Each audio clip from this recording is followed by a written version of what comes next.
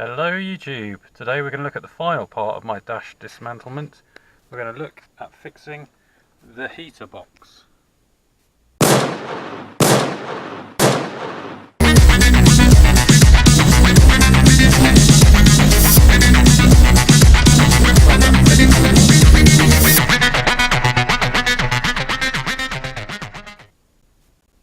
So folks, as you can see, my dashboard's completely removed.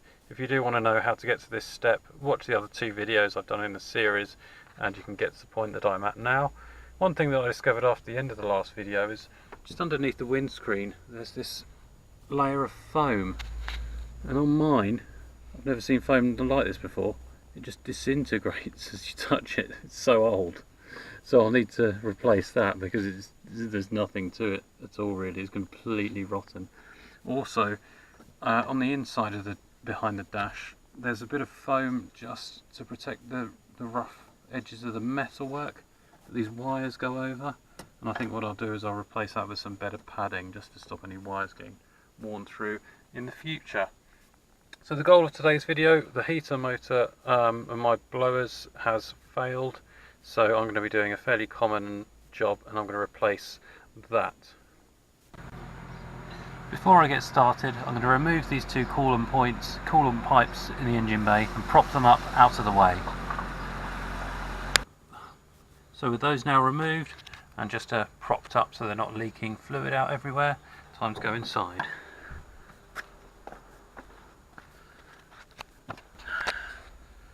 So this big black plastic thing here is the heater blower box. What I'm going to do is there's this metal rod hanging down in front, just attached with a bolt at the top. I'm going to remove that, and then at the top of the box there are two bolts. There's one there and there's another one on the other side. I'll remove those and see if I can pull the thing out. I've taken off those bolts and it wobbles, but it's still attached. I've just seen there's another bolt further back, probably one on the other side as well, so I'm going to remove those, and I'm also going to pull off these hoses as well and then see if the box will slide out into the passenger footwell. But I think before I pull the box completely out, I have to remove this cover in the engine bay again. So it's just two screws. I'm going to remove those, pull the cover off, see if the heater will come out on the inside. And with that engine bay cover off, I just pulled the box towards me, wiggled it over to the left, moved a few of the cables out the way as I went, and it's pretty much out now. I think the next thing I'm going to have to do is disconnect these electrical cables which are on top of the box there. I'll take a photo first to make a note of how they're attached, and then I'll wiggle the whole thing free. And here's a couple of photos I took just in case they're of help to you. And after unplugging the last plug, which was on the back of the heater controls, I slipped the whole lot out, and there she is. Time to now take her indoors and open her up. Now that I've got this heater box out of the car, it's interesting because I can finally work out how it actually works. It's very, very simple, far simpler than I actually anticipated. There's a big fan on one end of the box here, which just sucks air in from elsewhere in the cabin, from behind the bulkhead. The air then passes straight inside. There's the heater matrix there, just like a little radiator which the hot coolant passes through, makes it hot. So when the hot air gets sucked through this, and then it just gets blown out through the other nozzles here and here. I think that these are the sort of cabin vents, and these are the kind of footwell ones, and they're just controlled via these levers. As far as I can see, the bottom one, all it does is shifts a flap back and forth. So at the extreme left there's a flap inside which diverts all the air out of these vents here, which I think goes into the footwell, and then when you slide it across to the other side, the flap shuts these vents off, diverts it all out of these ones which go more into the cabin. So it seems to be just cabin or footwell just by this flap on the end of this lever. And then the heater controls are even more simple than I realised. It's set to hot at the moment, which is, as I've just shown you, the air comes in from the fan through the matrix and then out the vents. If you switch it to cold, you can see all it does is close a flap inside and blocks off the heater matrix, and it sends the air, bypasses the heater matrix straight out the vents. So actually, although it looks like it's a sliding scale of dials, which I guess it is kind of, because the flap can block off the air at different amounts, but all you're really doing is either saying to the air, go through the matrix or don't go through the matrix. So you're either getting air heated by the engine coolant, or air just sucks in and blown straight out again. So looking at the heater box after I've given it a bit of a clean, what I need to do now is split the thing into two halves. You can see there's a seam that runs all the way around.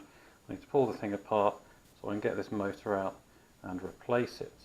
The first thing to do is there's a spring clip. You see the rusty spring clip on the top there, that needs to come off, and there's another one underneath, if you can make that out. Then I need to prise the two halves apart and kind of trying to separate these fastenings that go all the way around. I have heard these can snap quite easily, so I'll try and be careful there. Okay, that wasn't too hard to get apart. All I did was, starting on this bottom edge, I pulled it apart where I've taken the spring clips off, and it started to separate on the bottom, and then again I pulled it apart on the top and it just sort of came apart. Luckily the tabs don't seem to have snapped. I didn't need to push them and pull them at the same time. I literally just pulled the two halves apart and it came apart okay. You can see also, now that it's apart slightly, the heater resistor here, the motor resistor, sorry, that gives you two different speeds, fast and slow. Apparently these fail pretty easily. The replacements cost a fortune, they're about £70. So there it is. I don't know if mine works or not, it does look pretty rusty. I don't want to pay £70 for a replacement, so I'm just going to clean this one up, put it back in, if it works it works, if it doesn't I'll only have one fan speed. Now time to completely separate it and see what we've got. Okay, now that it's apart you can really begin to make out the different components. You've got the flap at the bottom which diverts the air from the footwell or to the windscreen. You've got the heater matrix itself, and you've got the other flap which either blocks or allows the air to go through the heater matrix.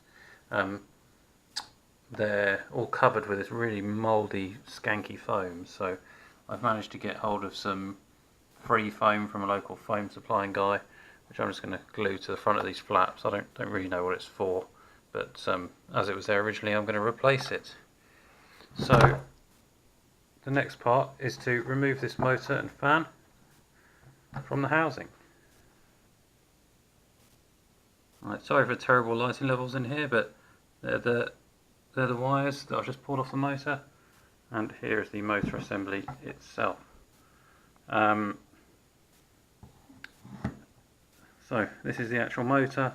This plastic shroud and this fan blade has to come off it. So I've heard you sometimes need to just press them out, maybe in a vise or something, and remove the right plastic shroud and fit it onto the new motor when you get it. And then once you've tested it, I recommend doing some tests before you connect it all back together to save your hassle there. And you might want to clean out the matrix while you're here, replace some of this foam, maybe get rid of some of this rust. And they really are pretty manky, these things, especially if it hasn't been touched for 30 odd years. And then you have to do the reverse of everything I've said and put it back together. I hope this video has been at least of some use, so thanks for watching and see you next time.